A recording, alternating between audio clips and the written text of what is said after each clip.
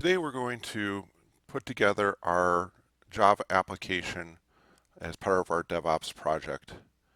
So first we're going to create a new project. I've done this in a folder called DevOps project. The application or the project name that we're going to create is going to be the WebApp runner. This is going to be a Maven project. So select Maven, hit OK. And we're going to pull it from a Git repository.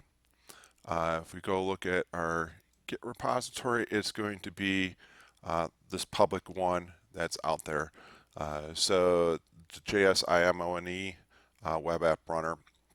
So we're going to grab that URL and we're going to put that into our repository here. We don't need any credentials because it's a public repository, so we're good to go on that front. We're going to put a build trigger in place. Right now, we're just going to pull. So to do a pull every minute, we're going to use 5 asterisks. So I'm going to put in that pulling schedule. So we're going to run every minute. So every minute, we're going to go out and check to see if there's any source code changed at this level. Normally, you would set up something like a GitHub hook as part of that, or webhook, one of those more advanced features. But for now, we're just going to go ahead and pull the SCM repository web app runner. That project includes a POM file, so we're going to let that be our build step. And then we're going to have a post-build action, which we're going to archive the artifact. This is important because we're going to pull the artifact down the road with deploy hub from the Jenkins job. So it's important for it to get associated with the job and not sit on the file system. So let's go ahead and save that and give that a build. And we can see the build running here. And if you look at the console output, it's doing the checkout, and then from there we'll get into the actual compilation, and then the end result will be the the jar file being associated as an archive as part of this. So we're going through the Maven step, doing the compile. It has a couple internal test cases that it runs. And now we're going to be uploading that as part of the archive to the job.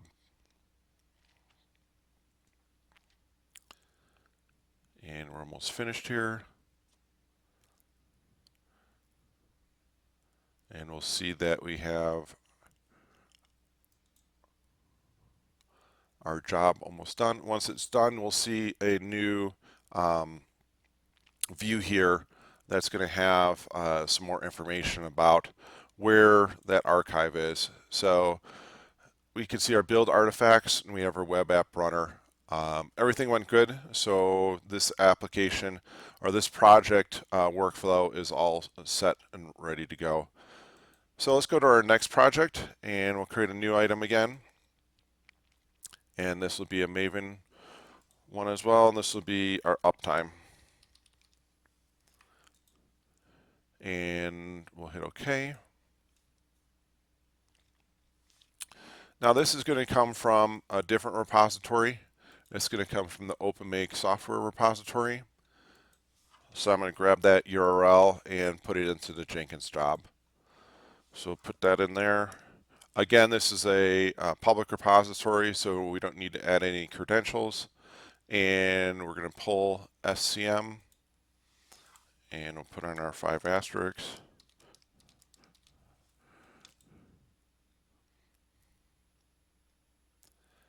And then we have our post build action. And I'm going to copy that. Put that location into our post build. And we'll go ahead and save that. Now we'll go ahead and build this one as well.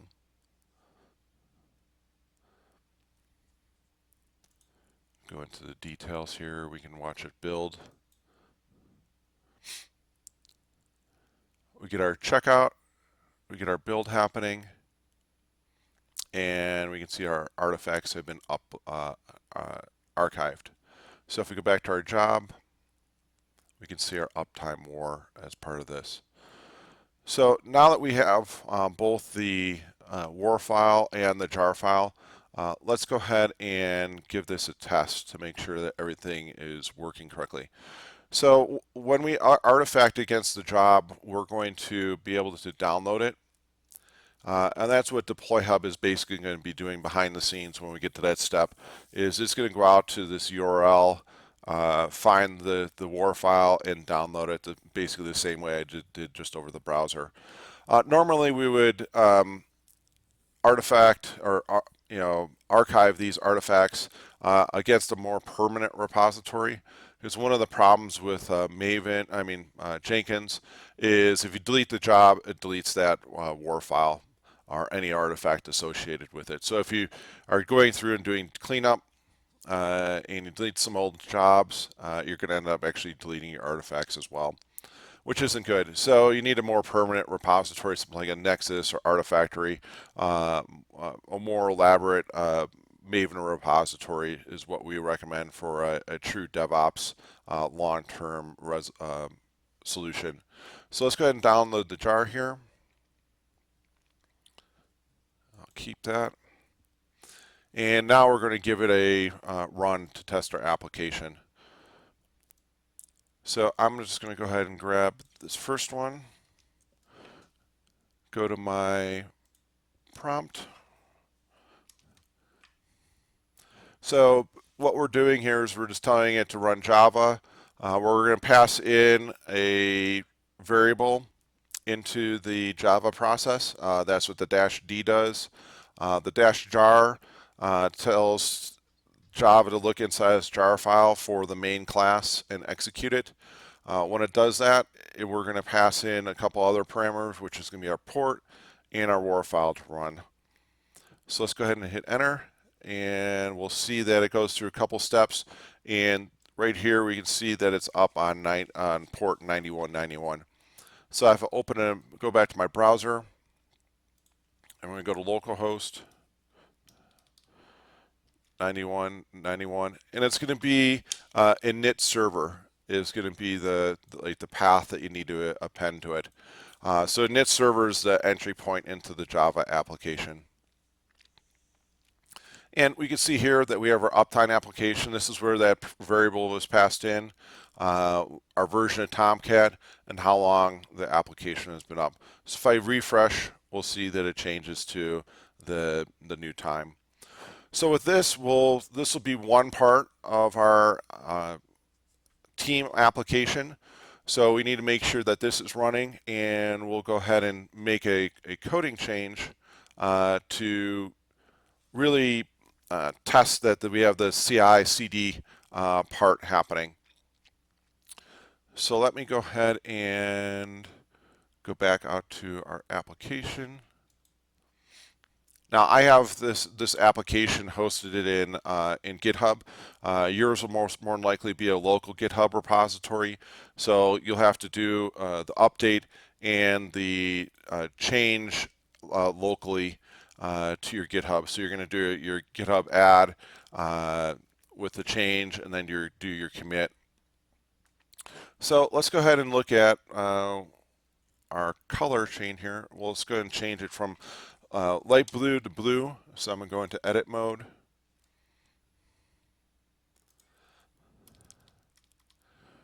And I'm going to go ahead and save that.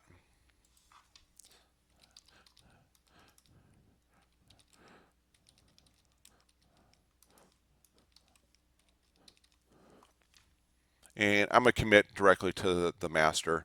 Normally, when you're in a full team mode, you would be doing pushing everything on a branch and doing merge, pull request to merge the code back onto the trunk. But in this case, because it's just we have such a small, simple application, we're going to be working directly with the branch, the master branch. So let's make our commit. And now we'll go back to our Jenkins. And we should see here in less than a minute our uptime kickoff. So we can see that it was queued, and now that it's actually running. So let's go to our uptime here. We got version 2 out here running. While that's out there, while that's building, I'm going to go out here and stop our server. Just Control C. I'm going to remove my uptime.war file, and we'll download a new one here in a second. So we can see that that Jenkins through the CI/CD process recognized that there is a commit that happened, and from there it went and built our artifacts again. So that's our CI/CD process. Now we still have to bring that new WAR file down and start the application again. Now when we put deploy hub into place, all this will be automated, but just for your understanding of what's happening behind the scenes, we're doing it this way. So again, we restarted our server with a new WAR file that we downloaded. And let's go out to node 1. And we can see that our uptime application is changed to blue. So this is one of the things that we'll be doing as part of your exercises for your team sprint, is each individual be responsible for changing part of the application and coordinating all that together. So let's go ahead and wrap this up. We'll have, from the Jenkins side, you'll have to create 2 Maven projects. Again, there will be one for the Uptime and one for the web app. In each one of those, it's going to be a Maven. We're going to pull from Git from our repository. Your Git repository will be a little bit different because you'll have a local repository instead of the GitHub one. So put your Git repository in there instead of the Uptime one. From there, we'll go ahead and pull every minute looking for changes. Once that's done, we're going to build, and then we're going to upload the artifacts back to Jenkins as part of the job.